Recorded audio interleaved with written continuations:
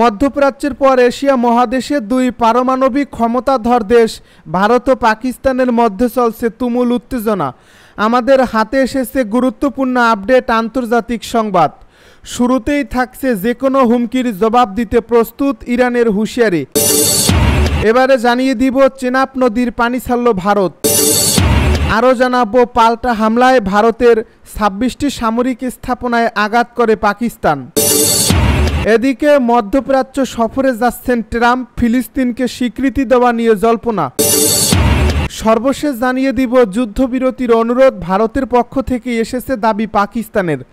এতক্ষণ শুনছিলেন আপডেট আন্তর্জাতিক সংবাদের শিরোনাম, এবারে বিস্তারিত। তবে তার আগে অনুরোধ রইল ভিডিওটিতে একটি লাইক এবং কমেন্ট করে জানিয়ে দিন ভিডিও সম্পর্কে আপনার মূল্যবান মতামত। আরও জানিয়ে দিন ভিডিওটি কোথা থেকে দেখছেন বা কোন জেলা থেকে দেখছেন। যে কোনো হুমকির জবাব দিতে প্রস্তুত ইরানের হুঁশিয়ারি। ইরানের সশস্ত্র বাহিনী সম্পূর্ণরূপে প্রস্তুত এবং যে কোনো হুমকি বিনা জবাবে পার পাবে না বলে হুঁশিয়ারি দিয়েছেন দেশটির সশস্ত্র বাহিনীর chief of staff major general Mohammad বাঘেরি। রোববার হরমুজগান প্রদেশে সেনাবাহিনীর যুদ্ধ সামর্থ্য ও প্রস্তুতি পর্যবেক্ষণ উচ্চ পর্যায়ের সামরিক প্রতিনিধি দল নিয়ে সম্প্রতি দুর্ঘটনার শিকার বন্দর আব্বাস সফরকালে তিনি এই হুঁশিয়ারি দেন। এ সময় তার সঙ্গে ছিলেন সেনাবাহিনীর প্রধান মেজর জেনারেল আব্দুর রহিম মুসাবি এবং নৌবাহিনীর প্রধান অ্যাডমিরাল শাহরাম ইরানি। এদিন পারস্য উপসাগর, হরমুজ প্রণালী এবং ওমান সাগর এলাকা ঘিরে তার এ সফরের উদ্দেশ্য ছিল ইরানের কৌশলগত নৌবাহিনী এবং ইসলামী বিপ্লবী গার্ড বাহিনীর সামগ্রিক প্রস্তুতি ও আঞ্চলিক সামরিক উপস্থিতির মূল্যায়ন। বাঘেরি এ সময় আরও বলেন, ইরানের সশস্ত্র বাহিনী যে কোনো পরিস্থিতিতে সম্পূর্ণ প্রস্তুত রয়েছে। আমাদের জলসীমা ও জাতীয় সম্পদ রক্ষায় আমরা কোনো হুমকিকে বিনা জবাবে ছেড়ে দেব না। ইরানের সেনাবাহিনীর প্রথম নৌ অঞ্চল ইমামত এর কমান্ডারদের উদ্দেশ্যে তিনি আরও বলেন, এই অঞ্চল কৌশলগত দিক থেকে অত্যন্ত গুরুত্বপূর্ণ এবং এখানকার প্রস্তুতি দেশের সার্বভৌমত্ব রক্ষায় মুখ্য ভূমিকা রাখে। চেনাব নদীর পানি ছাড়ল ভারত। যুদ্ধবিরতি ঘোষণার পরদিনেই রোববার চেনাব নদীর বাগলিহার ও সালাল বাঁধের একাধিক গেট খুলে দিল ভারত। এর ফলে আবারও পাকিস্তানের দিকে পানি প্রবাহিত হতে শুরু করছে।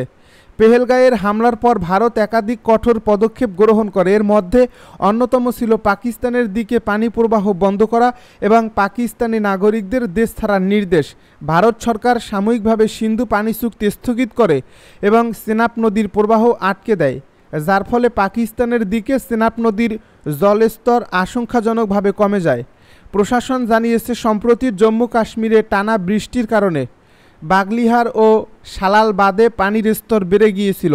বাঁধে অতিরিক্ত জল জমে থাকায় তা ছেড়ে দেওয়ার প্রয়োজন হয়। বিশেষজ্ঞদের মতে পানি না ছাড়লে বাঁধের উপর অতিরিক্ত চাপ পড়ে বিপর্যয় সৃষ্টি হতে পারত। যদিও সরকারিভাবে এখন পর্যন্ত বাঁধের গেট খোলার প্রকৃত কারণ জানানো হয়নি। পাল্টা হামলায় ভারতের 26টি সামরিক স্থাপনায় আঘাত করে পাকিস্তান। পাকিস্তানের আন্তঃবাহিনী জনসংযোগ পরিদপ্তরের মহাপরিচালক লেফটেন্যান্ট জেনারেল আহমেদ শরীফ চৌধুরী জানিয়েছেন, দেশের জনগণকে দেওয়া প্রতিশ্রুতি পূরণ করছে পাকিস্তান ও সশস্ত্র বাহিনী। তিনি আরও জানান, ভারতীয় আগ্রাসনের জবাবে চলমান অপারেশন বুন ইয়ানুম মারসুস এর মাধ্যমে ভারত নিয়ন্ত্রিত কাশ্মীর সহ মূল ভূখণ্ডের বিভিন্ন গুরুত্বপূর্ণ লক্ষ্যবস্তুতে আঘাত এনেছে পাকিস্তান। রোববার এক প্রেস ব্রিফিংয়ে তিনি বলেন, আজ আমরা আপনাদের সামনে উপস্থাপন করছি অপারেশন বুন ইয়ানুম মারসুস পরিচালনার প্রেক্ষাপট ও সফল সমাপ্তি। 6 ও 7 মে রাতে চালানো ভারতীয় কাপুরুষোচিত হামলায় নারী, শিশু ও বৃদ্ধ সহ নিরীহ পাকিস্তানি নাগরিকদের মৃত্যু হয়। আইএসপিআর ডিজি প্রধানমন্ত্রী ও তার মন্ত্রিসভাকে ধন্যবাদ জানিয়ে বলেন, জাতিকে যে প্রতিশোধের প্রতিশ্রুতি দেওয়া হয়েছিল তা বাস্তবায়নের সুযোগ করে দিয়েছেন প্রধানমন্ত্রী। এটি এক যুগান্তকারী সিদ্ধান্ত ছিল। তিনি আরও বলেন, এই দুঃসময়ে জাতির একতাবদ্ধ সমর্থন, মনোবল ও প্রার্থনা আমাদের সশস্ত্র বাহিনীর শক্তি বাড়িয়ে দিয়েছে। মধ্যপ্রাচ্যে সফরে যাচ্ছেন ট্রাম্প, ফিলিস্তিনকে স্বীকৃতি দেওয়া নিয়ে জল্পনা। যুক্তরাষ্ট্রের প্রেসিডেন্ট ডোনাল্ড ট্রাম্প আগামী সপ্তাহে মধ্যপ্রাচ্যের ৩ ধনী উপসাগরীয় আরব দেশ সৌদি আরব, সংযুক্ত আরব আমিরাত ও কাতারে ৪ দিনের সফরে যাবেন। এই সফরে থাকার সময় ট্রাম্প ফিলিস্তিনকে রাষ্ট্র হিসাবে স্বীকৃতি দিতে পারেন শোনা যাচ্ছে এমন গুঞ্জন। অন্তত উপসাগরীয় কয়েকটি সূত্রে এমনটাই দাবি করা হচ্ছে। দ্য জেরুজালেম পোস্ট পত্রিকা জানায়, নাম প্রকাশে অনিচ্ছুক এক কূটনৈতিক সূত্র মধ্যপ্রাচ্য ভিত্তিক মার্কিন সংবাদ মাধ্যম মিডিয়া লাইনকে বলেছেন, ট্রাম্প ফিলিস্তিন রাষ্ট্র এবং এটিকে যুক্তরাষ্ট্রের স্বীকৃতি দেওয়ার বিষয়ে একটি ঘোষণা দেবেন। তারা এই ঘোষণা অনুযায়ী ফিলিস্তিনের মুক্তিকামী সশস্ত্র গোষ্ঠী হামাসের উপস্থিতি ছাড়া একটি ফিলিস্তিনি রাষ্ট্র প্রতিষ্ঠা পাবে।